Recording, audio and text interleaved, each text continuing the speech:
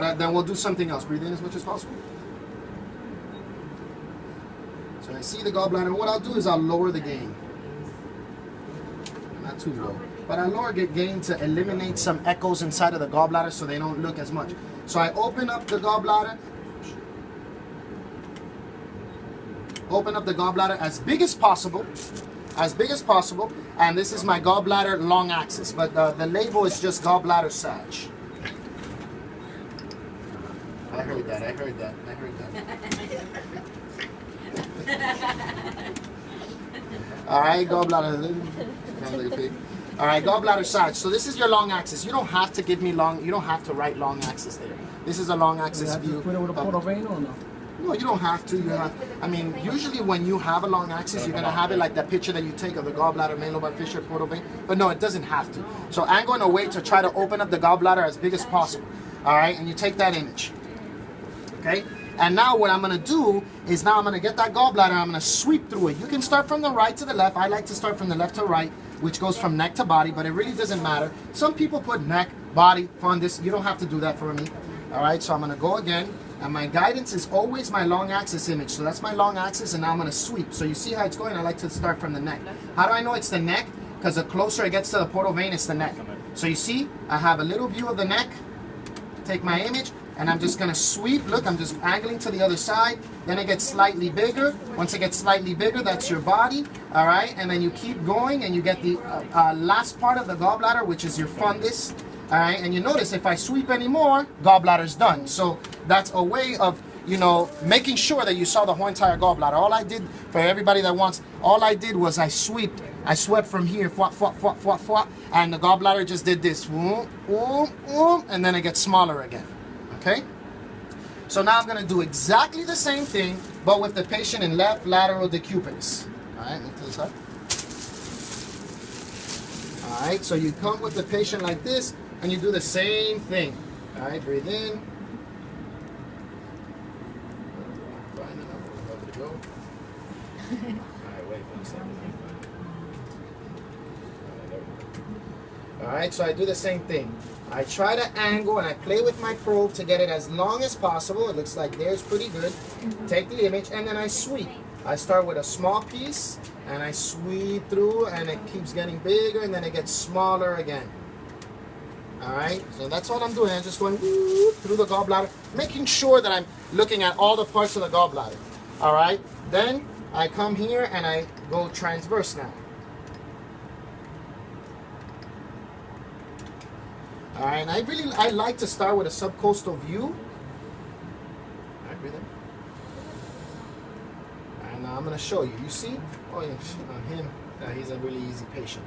All right, but you're going to see that on a lot of people, when you go subcostal, you're going to get like this elongated gallbladder. And it's like you go into the books and you see that in a transverse view, you're supposed to see a small gallbladder, then a slightly bigger gallbladder, then a slightly bigger gallbladder, and then that's where you measure.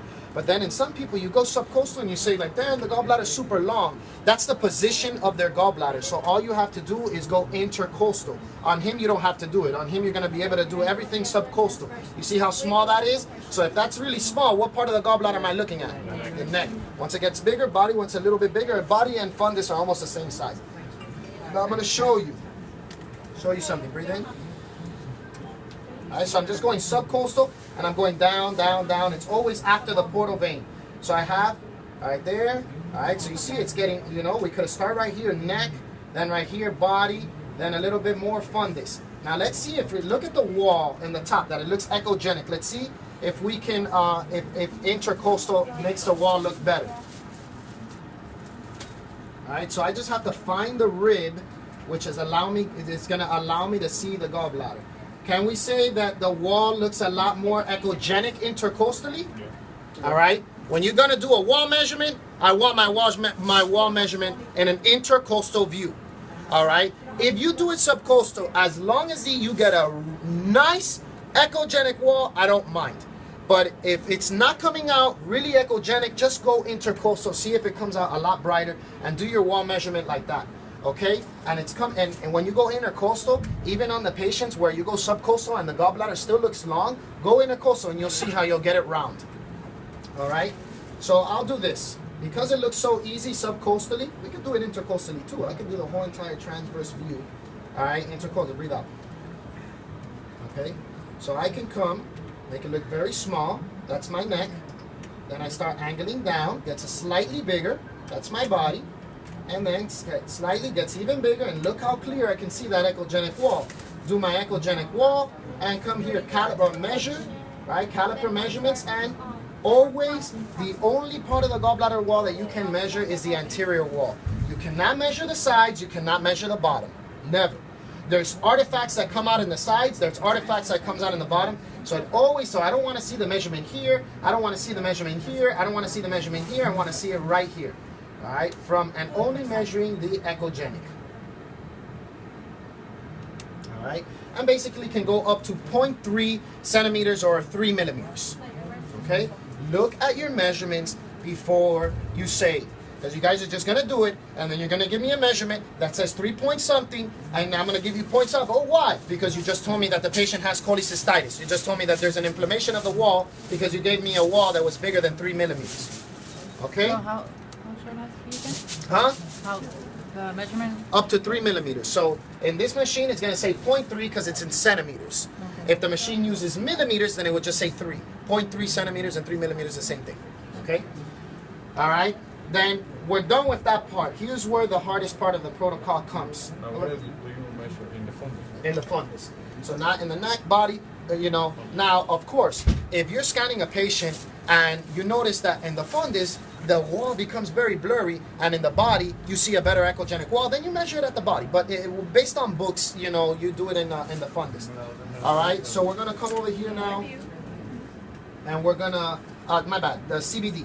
So CBD, we're gonna go, and I'm looking for a specific CBD, just like I was looking for a specific portal vein, meaning that I wanted the portal vein, you know, at the level of the hilum.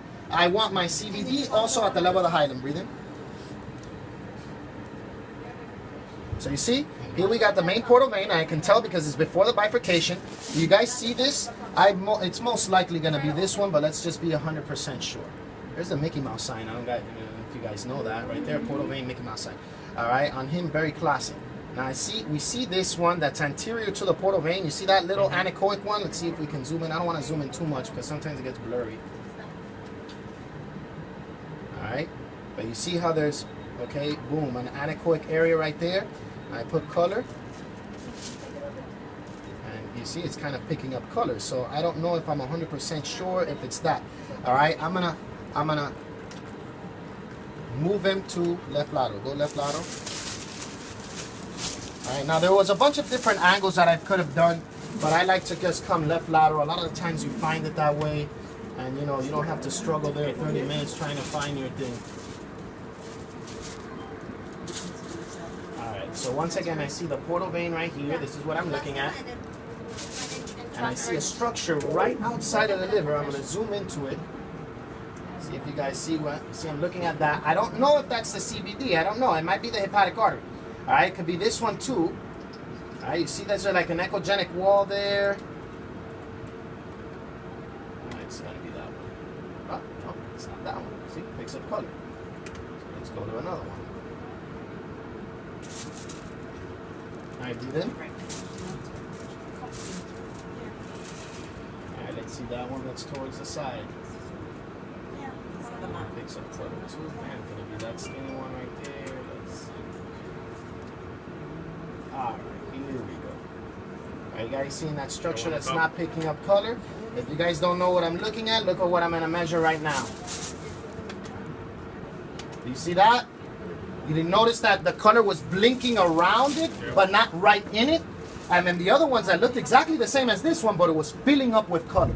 So you see, if I would not have used the color Doppler, a lot of people, oh, anterior to the portal vein. Yes, you have the hepatic artery too. And they both look exactly the same because I just showed you them. And they both look like anechoic structures that are anterior to the wall, anterior to the portal vein. So you really need to use that color Doppler. This is by far going to be the hardest part of the protocol. If you notice, it's very small. In some people, it's going to look very, very skinny. All right, so, but this is what you have to do. Put the patient in supine, try to find it at the level of the hilum.